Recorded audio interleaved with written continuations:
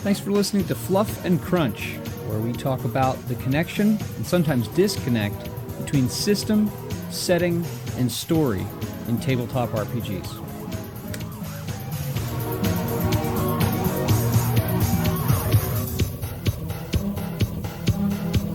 There we go. We're recording. Good morning, Chris. Good morning, Jeremy. I'm feeling enthusiastic because it's been like 2 weeks since we've talked and lots has happened. At least on my end, lots has happened. There we go. There we go. Free advertising for Amazon, because Amazon is short of cash. Certainly they are. There you go, Jeff. I'm sure he'll appreciate that. Actually, well, no, I won't get into that. Yeah, how you been?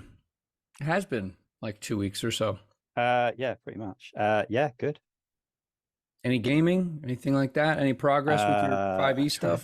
Oh, I switched the thing because I wanted to switch where I was. Oh, I have to switch about. That's the trouble. Every time I put text on it. We played 2 sessions.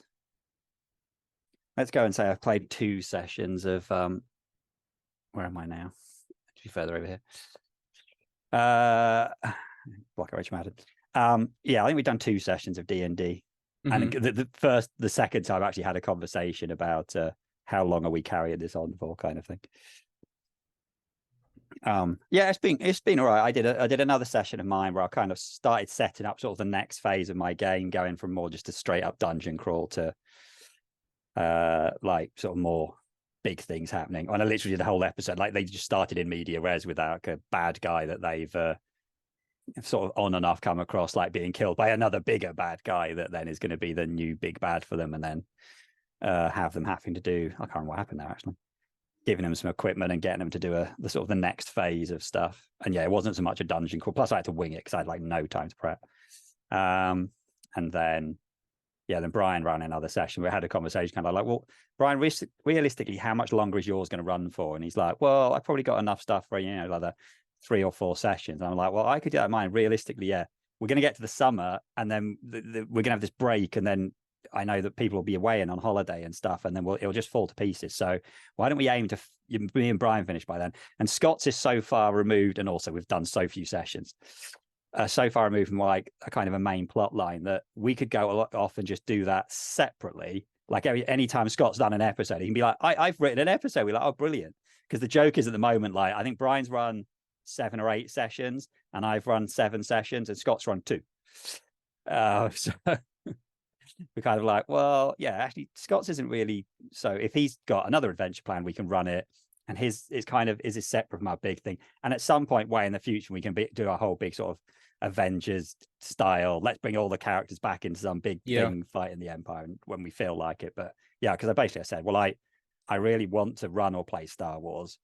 And so my view would be to spend some time over the summer holidays planning the 2D20 version of that, so that then after that, I've got something to run. Kind of like we discussed. How about you? Well, this last weekend I was home, but the weekend before that I was at Phoenix Fan Fusion, which is the new name for Phoenix Comic-Con because they got sued a couple years ago for using Comic-Con. Anyway, really great. We had a terrific time. We saw the voice actors for Ahsoka and Obi-Wan from the Clone Wars. They were interesting. We saw Jeremy Renner in his first public appearance after limping around, probably. You could tell he was not in, like, after sitting for a while, he was not comfortable. He was very interesting, though, really interesting. Saw Alan Ritchson of Reacher fame, and everyone who I've said, wow, we saw him, they're like, is he as big as he looks? Bigger. That's why I asked. Bigger. Honestly, he's 6'4", and he looks like someone took a pair of jeans and a t-shirt and stuffed them with balloons. I'm serious. Like he's just huge. He was interesting.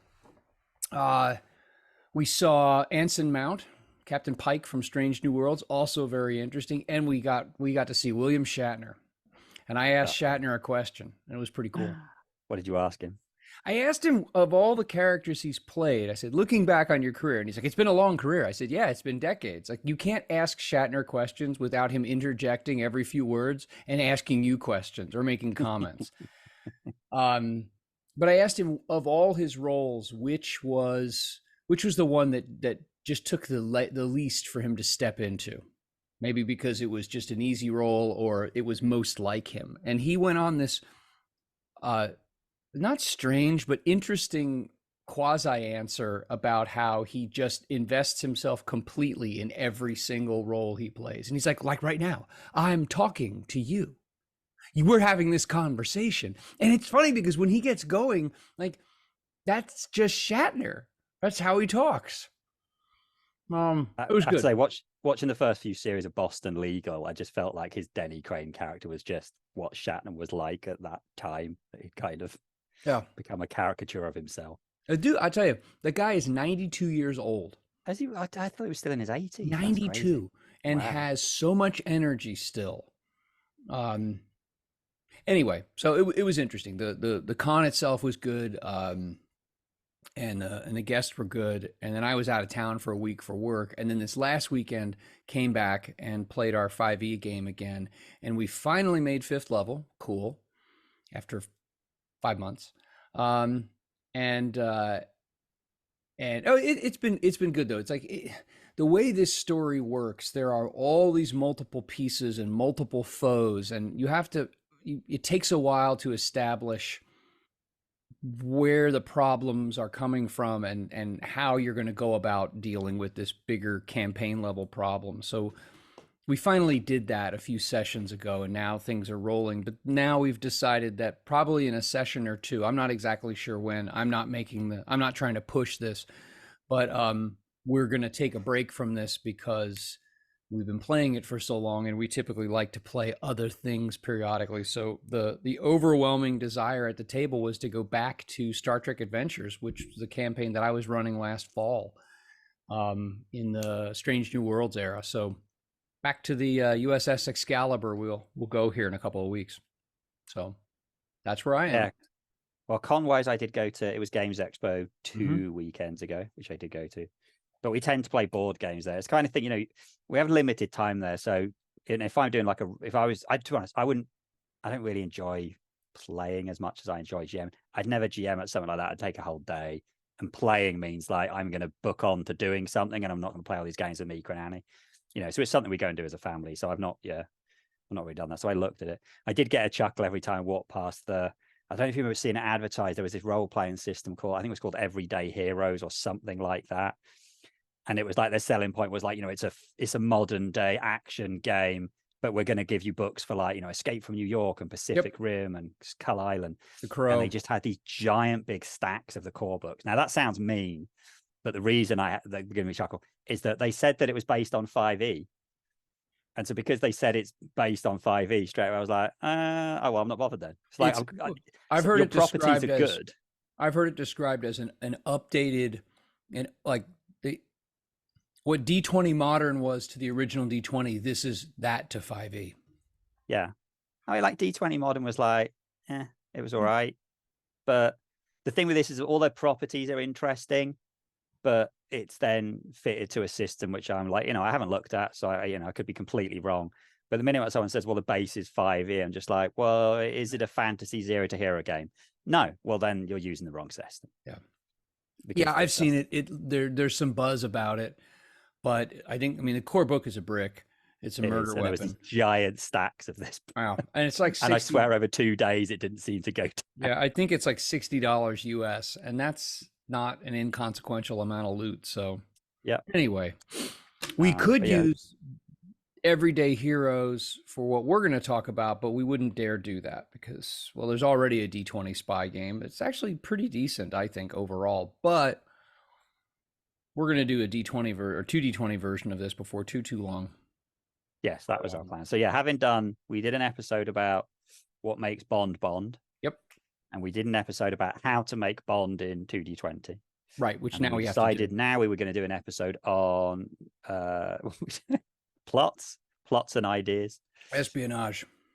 I think that the smart way to go about this is not just espionage plots. That is plots for espionage style stories. That like you're playing a spy or espionage game, but also plots that involve espionage spy elements that maybe are in non. You're not necessarily playing a spy or espionage game, but you decide to have that kind of a story. Yeah. Because I got to thinking, and I'm interested to see what you think. How's that? Yeah, I had some thoughts the other day. Now I'm trying to remember, I didn't write it down because one of those things, I either thought about it when I was half asleep or in the car, which are the two places then that I can't Well, make any notes. here's what I ran into in thinking about espionage plots. Thinking about you. Okay, you're playing a spy genre game. Um, to me, it actually the what seems less varied than the how. And Yes. the why also seems not particularly varied because especially if we're talking about Bond, in virtually every case, there is what? Yeah, I 100% think the why is super unimportant because for Bond, the why is because M told you to, or Well, no, Q. I'm not Whatever. talking about from the protagonist side. I'm sorry, I wasn't clear. I'm talking about from the antagonist side. The why Well, is power, world domination. I think that's a different thing then, because I think I was thinking mostly like from a player point of view, rather than thinking like, what is the bad guy doing? I would have said that was a different plot thing. So, like, one whole plot thing would be the bad guy is doing something. Yeah, And then, then what you're doing, you're going to have to go and find some information. I think the one thing I kind of cross my mind is a good chunk of spy things, regardless of whatever the way they are, is probably going to involve some amount of investigation, surveillance, and then probably some kind of breaking in somewhere, like a heist. right. Now, when I say heist, I don't mean that it's got to be that you are breaking in somewhere to steal something, but almost all those are the two things that I kind of saw how most espionage things are going to have those two elements. At some point, you're going to be gathering information, and at some point, you're going to be doing something. Now you see it, which probably means getting into a building. Yeah, And then I guess another one would be a more actiony, we're going to blow something up, or we're going to kill a guy or fight a guy. And I think those are kind of three separate things. Now, that's one thing as I was thinking of this, that actually that makes espionage games maybe a bit more interesting than a lot of others, because a lot of, D&D, you go in a dungeon, or there's a bad guy doing this, and you can go and fight him, or, there's a lot of politics going on. But I kind of see actually a lot of espionage things have these separate stages. There is an information gathering stage, yep. and then we've got to get, there's a stealthy stage, and then there's probably an actiony combat thing. And those might be in different orders. We could, Bonds often started with the action, and then we had the surveillance stuff, and then he broke in, and then there was, but I kind of felt like those are the three main chunks of how you can Yeah. split an espionage. But yeah. Something that the not the system so much, but the just the additional advice and talk in the book in Night's Black Agents, I think does a good job of describing the spy thriller genre, which is somewhat of a subset of the espionage genre, but that you gather information to get into danger. And when you Yeah. get in and then out of danger, you learn something else. You should learn something else, which then leads you to want to gather more information, which then gets you into danger, which then gives you more information. And it's that constant, it's that Yeah. cycle between those two things. And I think that you're right that there's a good opportunity here for a player or players, depending on what, kind of modality you're playing. Are you doing a one-on-one game, or do you have a team? Is it more like Mission Impossible for planning? Like the players around the table and the GM is back and watching a little bit and taking notes, but the players are, you've got a map of the facility. You're using Google Earth, or you've got like satellite or imagery of real buildings and things like that. And so the line between the player and the character starts to blur a little bit as the Yeah. player's imagination takes over, and they're planning this whole operation and the attack or the infiltration or whatever. um that I think there's a cool opportunity. I mean, in most games you can do that, but a contemporary world espionage or spy game that's really optimized for that kind of table experience, which could be fun. It could be a lot of fun. Um, Yeah.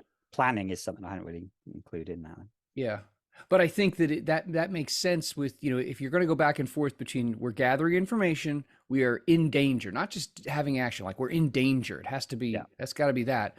And there's going to be, I think, immediately before the danger, there's a planning phase. And depending on the nature of the information gathering, like, are you skulking around? Are you somewhere you shouldn't be? Are you trying to, are you in a cover identity? Like, is there a risk that's attendant to the information gathering itself that could then trigger action and danger? But what about that? I think that's a general, like, kind of cyclical sequence. What about plots from most tropish I to mean, maybe I think more the unique? thing is the plot. I don't think the plot is as important as the sort of individual scenes. Now, the reason I say that, I'm not sure that the plot is as important as the kind of what's going to happen in the different scenes. And the reason I say that is because if you look at Bond films, each of the Bond films has a different plot, but in the end, there's a bad guy who's going to do a thing. Yeah. And then what's important is where is Bond going to go to gather the first clue, and where's he going to go to gather the second clue? And if he gets this thing wrong and gets captured, where's that going to happen? I mean, one way I like of thinking about sort of spy films is like a flow chart. So you go to this is your boss tells you to go to such and such a place. Now, whether that's to infiltrate a thing, or it's to talk to some people, or it's to watch someone, or it's to you go to a casino and meet the bad guy, there's a place you're going to go to, and then from there you've got different things. You might get a clue that sends you down this part of the flow chart, or you might not, or you do mess something up and you end up in a combat and you get captured by the bad guy, and those flow charts will go on. I think the actual plot of the thing, I feel like that's not the most important thing. Like, did it matter if we compare like Spy Love, which we talk about a load, of Moonraker? The plots of those are super interchangeable. Yeah. But like you said, both of them are about power, and well, more than that, both of them are about changing, like, the world dynamics. So there's only a handful of people are left. In one case, we're all going to live in space, and in the other one, we're all going to live underwater. Right. Both of those were relevant. The important bits are, right, there's going to be we're going to have a thing set in Egypt where the things can do that, and this bad guy's going to kill this guy, and then you're going to do that, and then there's going to be a scene with an underwater car. And I think so I kind of feel the separate bits are actually more important. I think that's a really good point. I mean, go ahead. Sorry. I was going to say, if you want to come up with overall plots, I think you need to decide how silly you're going. Are we doing Bond silly, bad guy's going to try and destroy the world, or are we going to do more subtle things? Because more subtle things tend to involve, it'd still be power. So it might be, politics. We're going to kill the president of this country, so we take over. Yeah. Money. I mean, you go with a good way to look at it is usually sort of your 7 deadly sins and look at the ones that are relevant. So, power, I don't think power's not a sin, but you know what I mean? Like the power and the pride thing. But certainly, greed. A lot of the time, the reality, why does someone do something bad? Well, it's probably greed. It's if someone wants material wealth, whether that's they want all the oil in this country, or they want to rob this bank, or they want to do something. Greed is a main thing, or revenge is another one. I think you're onto something. Plot's important, but because, I mean, really the variety of plots in espionage, especially Bond espionage, we won't say it too loudly, but it's pretty thin. It's it's not a deep bench. There's really not a lot to it. I mean, if we look at the Mission Impossibles, almost all of them are, at some point, there's a thing. There's a MacGuffin. And Ethan Hunt has to get that MacGuffin. And sometimes he has to take the MacGuffin from A to B. Yeah. And sometimes he has to take 2 MacGuffins and put them together. Or sometimes he has to but almost always there is a MacGuffin. And they need to find where the MacGuffin is, and they have to stop the bad guy doing something with the MacGuffin. Yeah. And that's why it's called a MacGuffin, because it's irrelevant. What the MacGuffin is, it can get filled in later. It doesn't matter. The important thing is what happens. I think you're right. And you made me think of this when you said Egypt. I think if you decide, okay, there's a evil genius who has a megalomaniacal plan. Okay, problem solved. You don't have to have a reason. It's it's that. It's that. You don't have to have a reason because the villain is a megalomaniac. And so there you go. Then I think the way to go about planning this would be to pick locations, Yes. pick places that are exotic, pick Yeah. places that have evocative imagery. The wonderful thing about any kind of contemporary based game is you've got the internet and you've got pictures and you have Yeah. maps and you have Yeah. street view and you have all those kinds of things to bring it alive. It's really easy to evoke feelings and sensory experiences in players when you're talking about things that you can show pictures of because they're real, or maybe even places that people have been. And Yeah. so I I mean, think it's more an issue of picking some interesting places, and it could be something specific like Egypt, in the shadows of the Sphinx, or it could be something a little more general but identifiable like rugged alpine mountains, something like that. And then it's a question of, okay, what's present at each of those places that would allow the super spy to move along the chain to get to the bad guy before he takes over the world and makes everyone live in caves instead of underwater or in space. I think you make a really good point there. I mean, it's not a good example of the spy genre, but the last bit is the new Fast and the Furious film. You can tell that is exactly what they've done. They've gone, right, we need to start off with a big set piece in a city. Which city? And someone's gone, Rome. Rome. Yeah, right. Someone's going to try and blow up the Vatican. Done, because we know the Vatican's in Rome. Yeah. And then they've gone, right, well, we need a scene in London because that we know this character's there. We need a scene in Brazil because this character's there. Right. So those aren't important. Where are we going to finish? We haven't done Portugal. Portugal, right? Oh, actually, and let's if we base it in Portugal, let's like make this other character, this bad guy, he can be Portuguese because then that'll. Yeah. It's literally someone's looking at a map going there, and Yep. then having decided that what's in Portugal, there's this big bridge. Yes, let's use the big, and there's a dam. Right there we go. There's two of our set pieces: a bridge and a dam. So yeah, again, Google is your friend. If you can look up and look at a big map, or again, if you've been somewhere on holiday, and I remember doing that when I was a kid. I remember being to a place in France called Lourdes, which is a place Oh of yeah. religious significance, and being there and go, wow, the parts of this town would be a really cool place for a spy game. And while I was, I wrote up a spy game. I had like a whole car chase and a thing that was all set because of landscape that I'd seen, having been. This was before the internet, but I wrote it all based on stuff that I had seen. And that was a setting. That was a scene. It was a big car chase here and this big fight thing here. Because in a train and stuff, because it was places I'd seen when I'd been on holiday. I mean, certainly Yeah. if you're going to go, if you want to do good spy things, it helps if you've been on holiday, or if not, watch travel programs. Watch things set in other countries where you can go, ooh, that's a really good place to set. This That's a scene really of good my thing. idea. I Well, mean, what's the other? although the one challenge now with travel programs is that like 97% of the Travel Channel shows are about haunted things, much like 97% of History Channel shows are about like junk shops. Uh, but maybe you could find some. But Yeah. that's a really good idea. Or I mean, look up. I know. Well, guilty pleasure. I know for a fact there are lots of travel videos, video channels on YouTube. Yeah, Places, they YouTube's show great like for this all the stuff. neat Yeah, places I've been, and yeah, then they want you to go through their travel agency. That's a really great idea to get yeah, ideas for the backdrop because, I mean, really with spy stuff, it's again, it's you're gathering information, which then leads you into danger, which then enables you to get more information so that you can move your way up the chain to get to the evil genius before he takes over the world, assassinates the president of wherever, steals the thing, holds someone, whatever, does their thing. And I think that what's more important in this situation is the exciting backdrop of where the action's going to take place. Where is the danger going to be experienced? yeah, And where are the interesting places where you could gather information?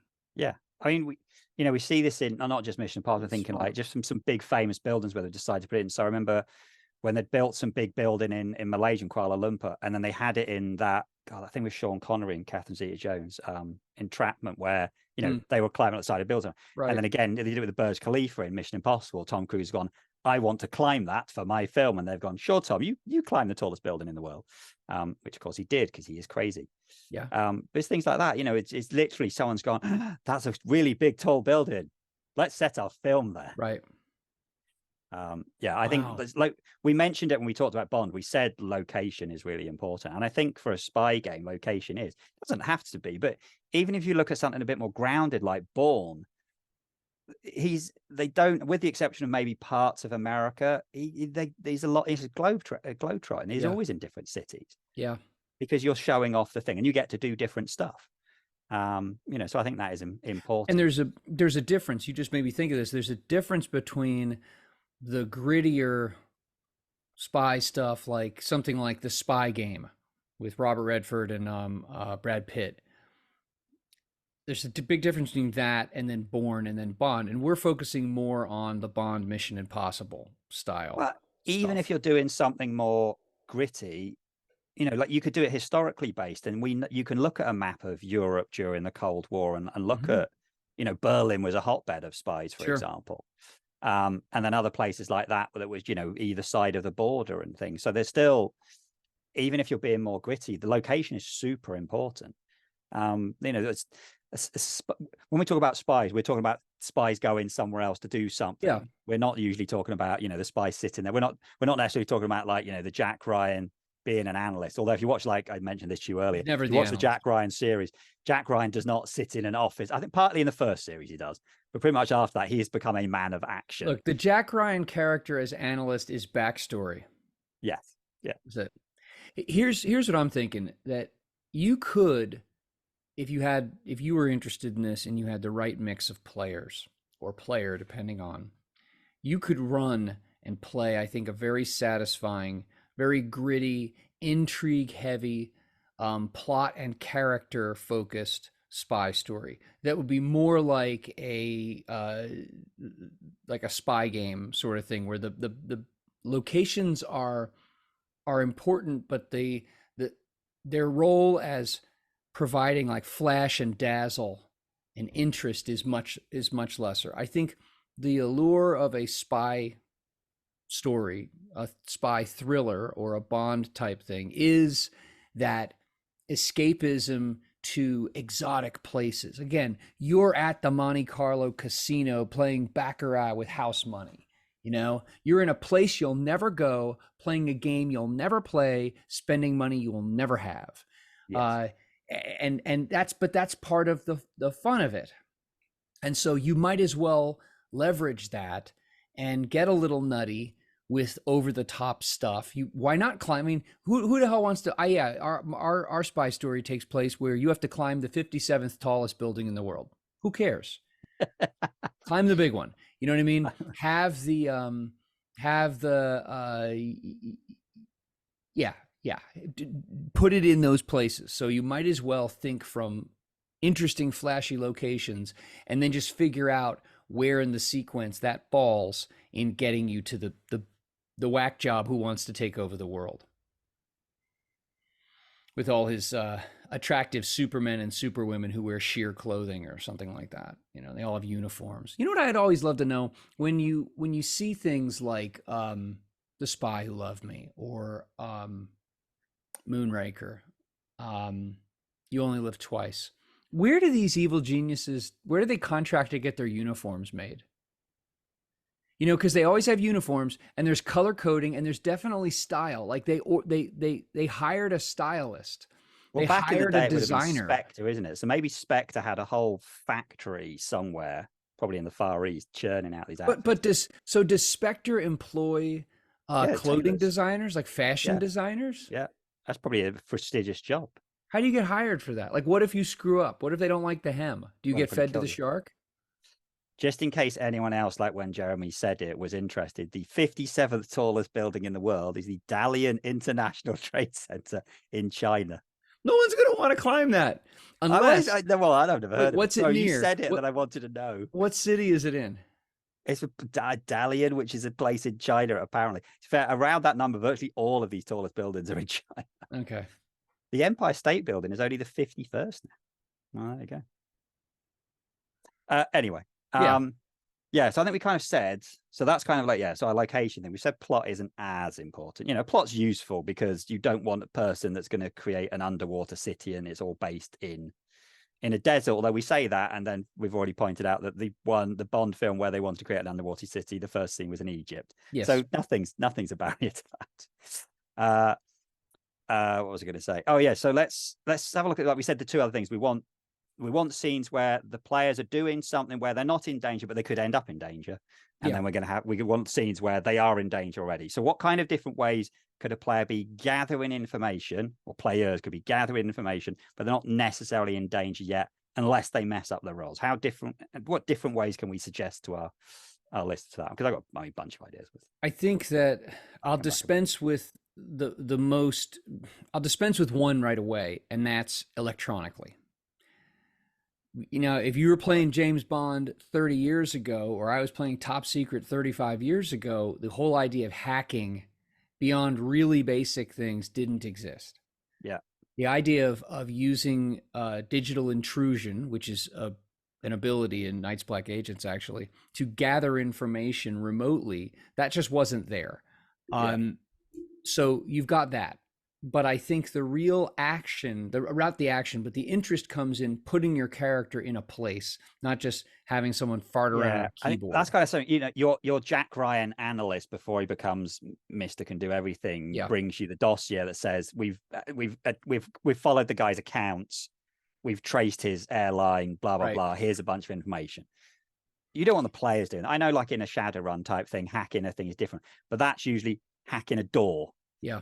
It's getting around the security. It's when you're doing the intrusion. It's not just like we're going to do everything online, because we do that in real. I think you just made a really good point, because we're talking about this idea of a 2d20 1-to-1 for Bond style stuff, where you would employ assets for either assistance or information. And that is a perfect way to do it. You employ one of your assets to give you the dossier, and that could be literal or figurative. But yeah, doing that kind of hacking stuff as the character, I think that I don't. That's not what Bond does. Leverage. You have a hacker character, but how often is the hacker character having to do other stuff? Because mostly it's like, well, if we get you to the vault, now you need to do your hacking stuff, but you still have to get to the vault. The getting to the vault's the interesting bit. The putting the computer into a while, that's not. Yeah. All right, you said the. So then places, I think that any social setting. And I mean like social setting, like a social function where the character is there more than likely under an assumed identity. Yeah. So there's a little bit of risk. If the identity's blown, that could cause all kinds of problems. But the character's there one-to-one gathering information from people who are there secretly, or is in the location because the evil genius's top henchman is having some kind of giant social function so he can flaunt his wealth. And your character gets an invitation, shows up, and is going to use that as an opportunity to like break into the safe in the upstairs office. I think the other thing could just be purely surveillance, that you are there just to watch. I mean, the surveillance in general could be one, following someone. I mean, following things tend to not be exciting. The Assassin's Creed games occasionally throw in tailing missions, and they are the worst. There's a guy, right? You've got to stay. You've got to be able to see them, but they can't see you. And you've got to stay hidden, but again, they can't see you, but you've got to stay within a certain distance. You're like, oh, this is tedious. Again, it looks quite good and tense in the movies. It wouldn't be so bad in a game, because in a game, you'd be like, how are you doing it? How are you staying out of their thing? It becomes much easier in a team, right? Well, I'm going to peel off and my teammate's going to follow them. So tailing someone or just following someone, like a stakeout. But like stakeout's a perfect example of one where you skip time. You don't make the players sit there and watch. Right. Where are you watching? We're watching here. Okay. Right, I'm going to make you make concentration rolls to see if you see the thing. Actually, after 4 hours, blah, blah, blah happens. That fits well with scenes. Yeah. You establish a scene that you could even use something of an extended task mechanic to montage your way through something, and then fast forward to the point where you need to slow down and be in like real character time instead of narrative scene time. Yeah. Oh my gosh. If you were to sit there, that'd be be horrific. Just watching someone is a good thing. Yeah. The surveillance one. Like you said, actually having to talk to people, meeting people and getting information out of them, whether it is by, all of those different skills that in some games it makes a difference whether you have seduction or persuasion, deception, intimidation, and so on. I always like the kind of the weird ones where, it's Bond and the bad guy and they're both playing the same, card game or dice game or whatever else. And they're going to try and reveal things about each other from playing this game of chance. And it's always happy like, does the other guy know, because Bond knows that guy's probably a bad guy, but isn't sure yet. But it's like, does the bad guy know it's Bond? Or does he just think he's sus? And you're never Yeah. quite sure sometimes. Those scenes are always quite, and then you've got the whole of Casino Royale where, what, about an hour of the film is them playing cards. Yeah. A bit strange there, but they made it work. Yeah, again, I don't think that works for a short interaction. It depends on the players. Like, players are so used to being, I walk into a bar, the bad guy's there, kill him. Yeah. You've got to have the right players to go, right, you walk into the casino, you sit down at the table with this guy who you're pretty sure is trying to destroy the world, Right. and you're just going to talk to him. Yeah. And he, you can't ask anything obvious, and he's not going to reveal anything.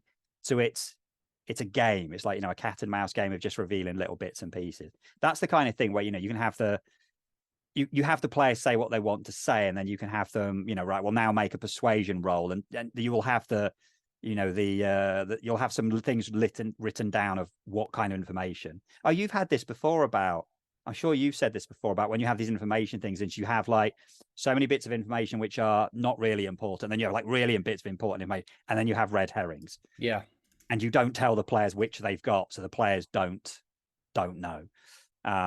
Which I think the Expanse role-playing game did that quite well. You'd have like a bunch of different pieces of information you could give to the players, and you could choose which ones you were going to give them based on how good the role was. Yeah. And the players wouldn't know what the important. The trouble is then the players go off and do the wrong thing. Yeah, I think that the key there, and that was from the Chill third edition RPG, that whenever someone rolls to gather information, either by surveying a scene, interviewing someone, or doing research, and that research could be online or it could be like in an archive, you always end up with actionable information that will enable the player to move the plot forward, no matter what you roll. The question is, does that come with additional information that will accelerate or add more context to what the character knows, or will it come with distractors and red herrings?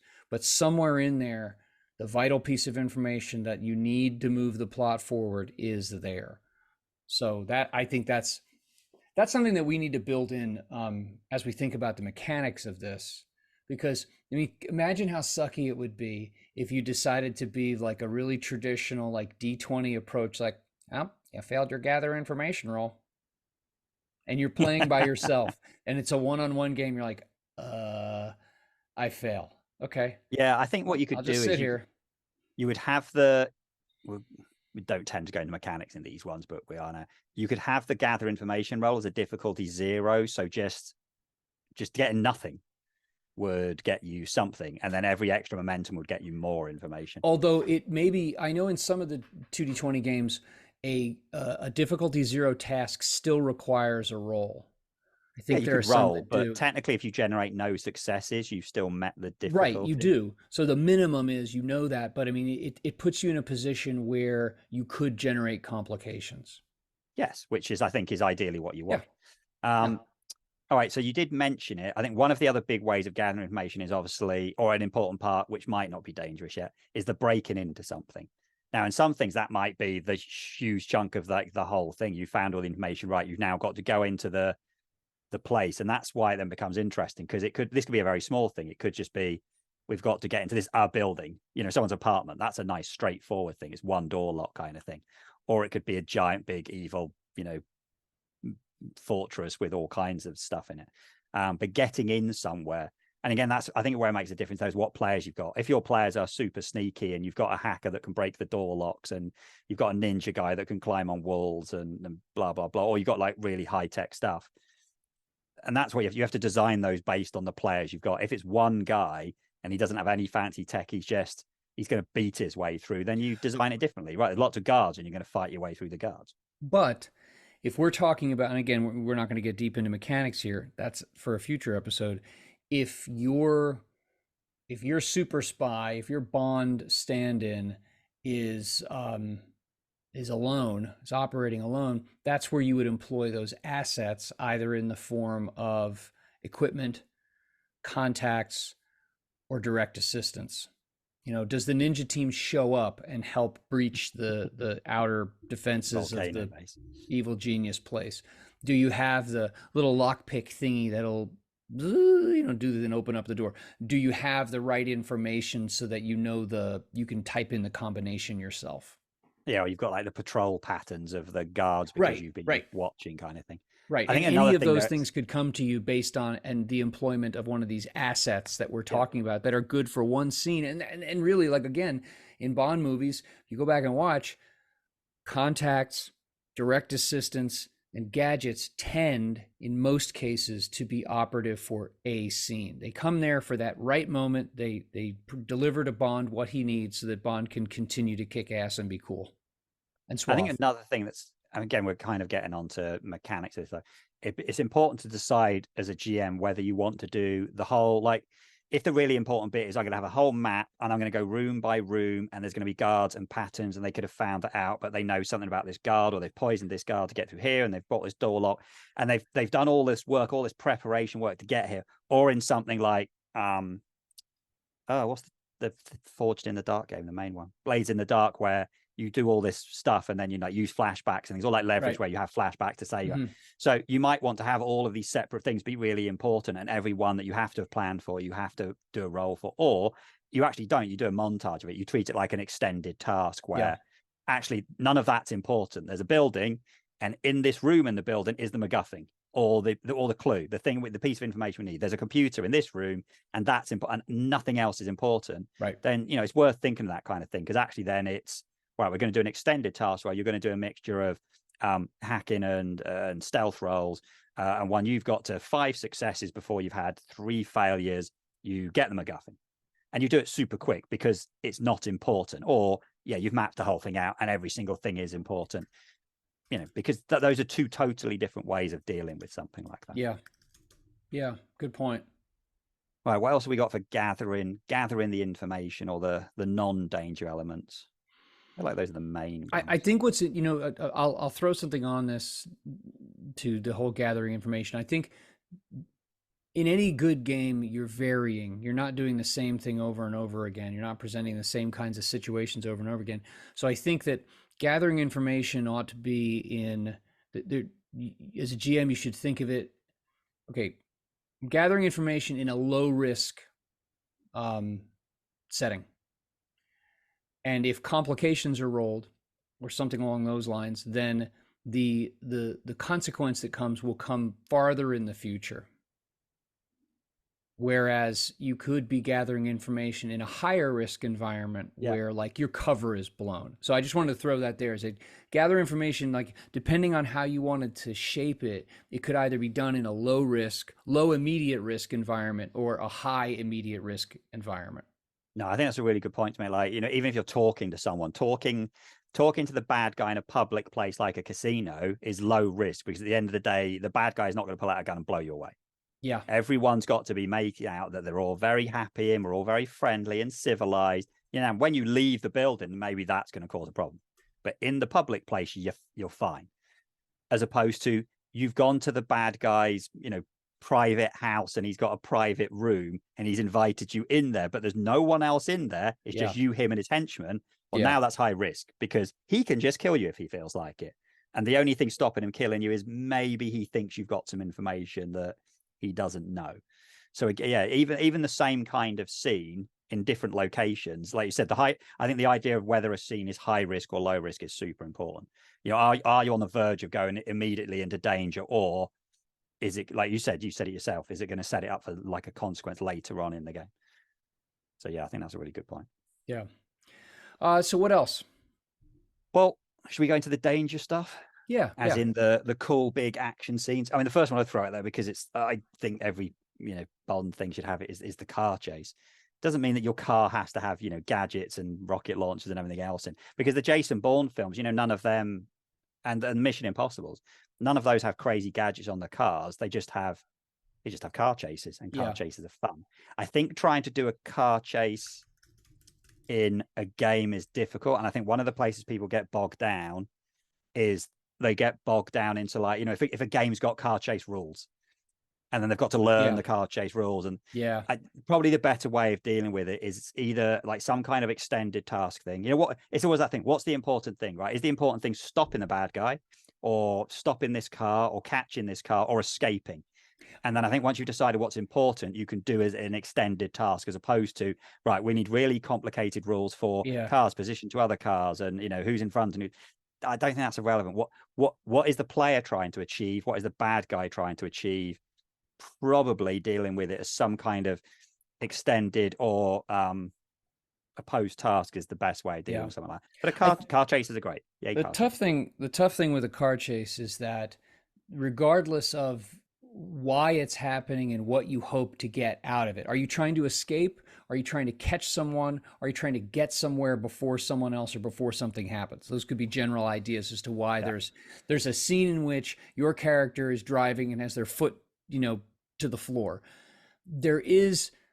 You don't want to lose the opportunity for the excitement and the fun of trying to evoke that feeling at the table. The trouble is, and you just hit it, is oftentimes I've seen car chase rules that just suck that right out the window because they turn it into a very tedious mechanical enterprise. I think that probably an opposed extended task, and if you've got little cars, you've got a little Bentley and a little something else, and you put them out on the table, and you just do this back and forth, like as you're pulling ahead, you're catching up, just to give people a bit of something to feel. I think doing it more narratively with a little bit of mechanical underpinning would be a lot better than trying to model the thing, which would be just like. Yeah, I think you're right. The other thing with the extended challenge, you kind of hinted at this, is that you can put like, well, when you've got when you've done 3 scenes, or when you've done 3 roles, or you've done 3 successes, this thing's going to happen. Yeah. The bus full of school children, or the party of nuns walks across the road in front of you. You want those things that you've pre-planned into the scene, that you've then got to, the bad guy doesn't care, they're going to kill the school children. Yeah. You're going to have to push them out of the way, that kind of stuff. Because then all you need, is just opposed roles. And you have it set up so, if the players fail, there's an opportunity to come back. And if the players succeed, they succeed. That's fine. But you don't want just. That's why, again, an extended thing or a couple of opposed roles is better, because if the player messes up, that's not the end of it. Right? They've got a second or a third chance, maybe. Yeah. But yeah, I would never. I don't think I'd ever use any proper car chase rules, because they'll just be terrible. I mean, it's like we said about Star Trek, that the Star Trek ship rules do a really good job of simulating Starfleet ship combat. Yeah. But it ain't quick. And maybe that's not, what is the point of that battle? I think car chases and car related sorts of things, and maybe even fighters, like, either space or aircraft. That's one of those places where I think video games beat. Yeah. 100%. They beat the tabletop. They just do, because of what they're able to simulate. So aside from a car chase, what's another, and I'm going to throw this on there as, okay, ski. You've had plenty of times Bond is skiing and shooting at people. So, and then a foot race, through a crowded city with some, of course, nowadays in the last 20 years, there must be parkour at some point or another.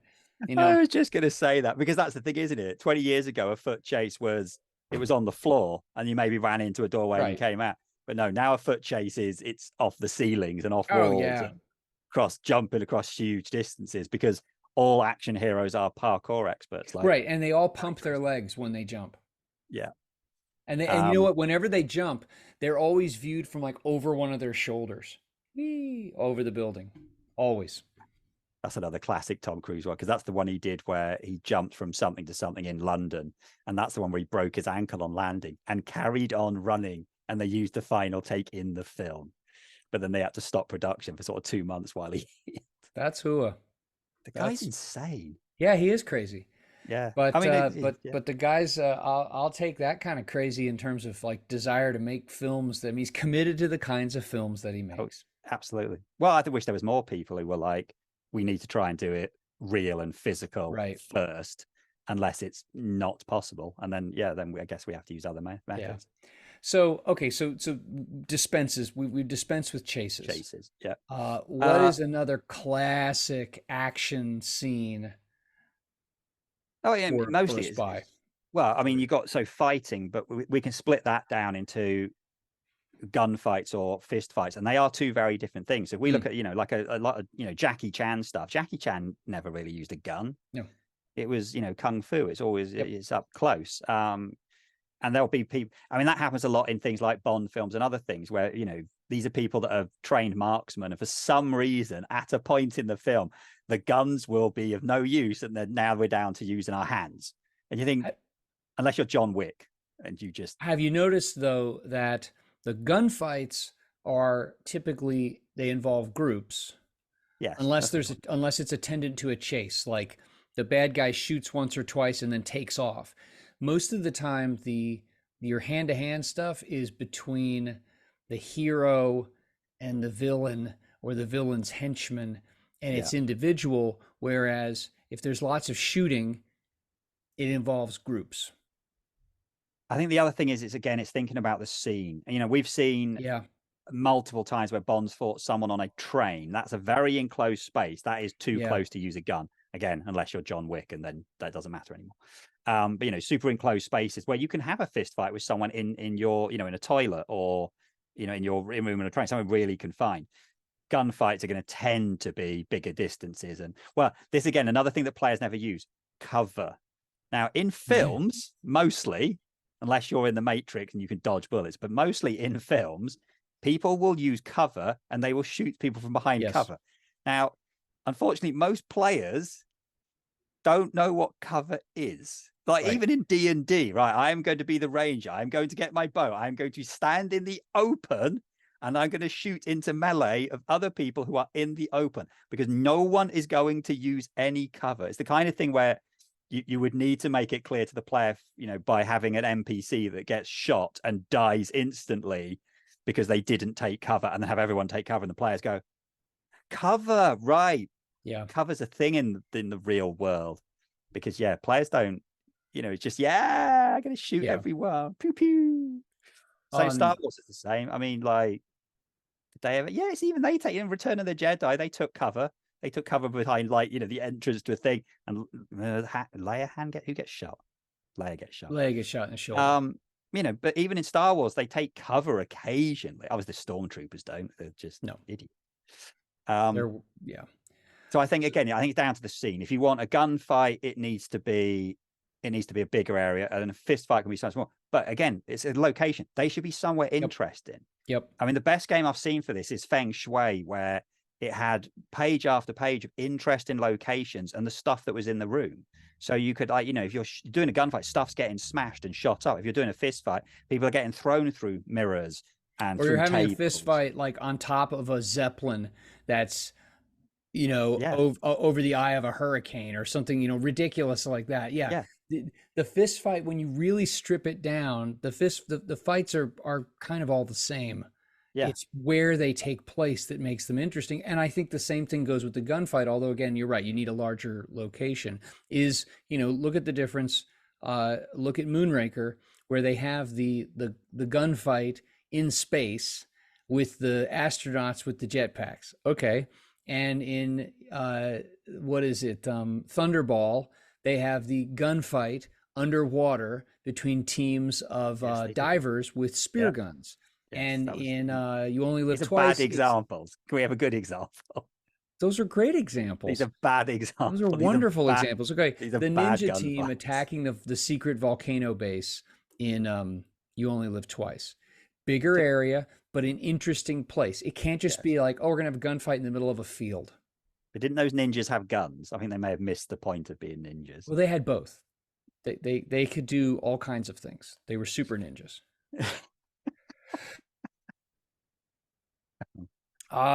What else?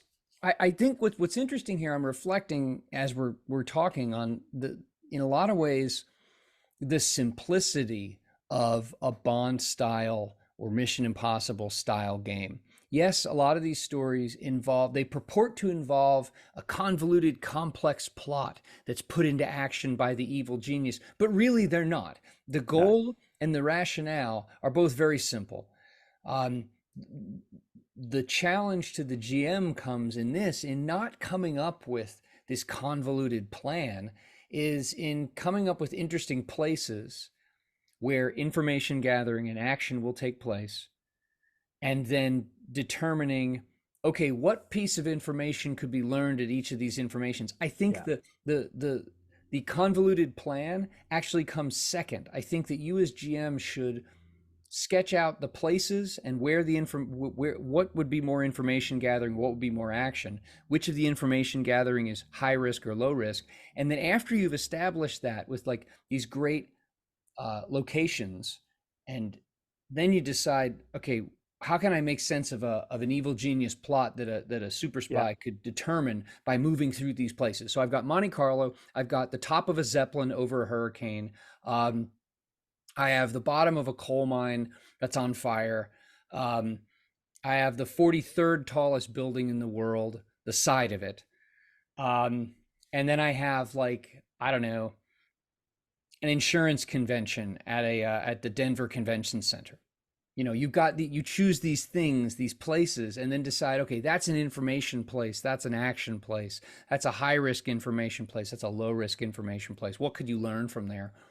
I think actually the plan comes second after you determine all those places, because if you don't have interesting places, you don't have a Mission Impossible or a Bond style or even a Bourne style game. You just have, it's kind of blah. I feel like we've just explained how to do espionage games better than most espionage games. I think you might be right. Let's Oh, wait for by the the way, profits to roll in then. it's the Shum Yip Upper Hills Tower 1 in Shenzhen. Again, China. Yes. Right on. But clearly they build them big. Like it used to be you guys, but clearly you've been overtaken by the Chinese who are building them big. Don't know why. So they can poke up through their filthy city air. Okay, isn't that still New York at the moment? Well, blame it on Canada. That's a good point. It is. I blew my mind to realize that all those pictures of New York in that air was because of fires in Canada. I mean, I Yeah. know it's not like crazy far, but it's pretty far. You know, it's Yeah. not like next door kind of thing. Well, I was in northern Ohio last week, and the moon in the morning was a little. It was like rust colored. Wow. So we had a little bit of it, and then last Thursday night I was in Cleveland, and there was an air quality warning until about 9 o'clock that night, and the sky was just it had a little bit of a like a brownish red like wash to it. Because I mean the sun stays up so late there, which is weird. So there was still light, and it was like 8:30, 9 o'clock at night. It still kind of had that little bit of it, but Oh yeah, yeah, big we're due fires. storms at the moment because we're in the 80s here, but again we're in the 80s here with no aircon. So How nice! except for our cars, so you get out, you're in your car, you're like, oh, You just go sit in your car. and you get out. Well, the trouble is you get in the car and the car's more like the car's much hotter. I mean, I'm just working out Just what drive my around with your car. windows down for a while. Your Yes, my car 55 was in the mile an hour air 90s. It's conditioning. much hotter in the car. So when you turn the aircon on, it's great. But when you get in and out of the car, it's Yeah, horrible.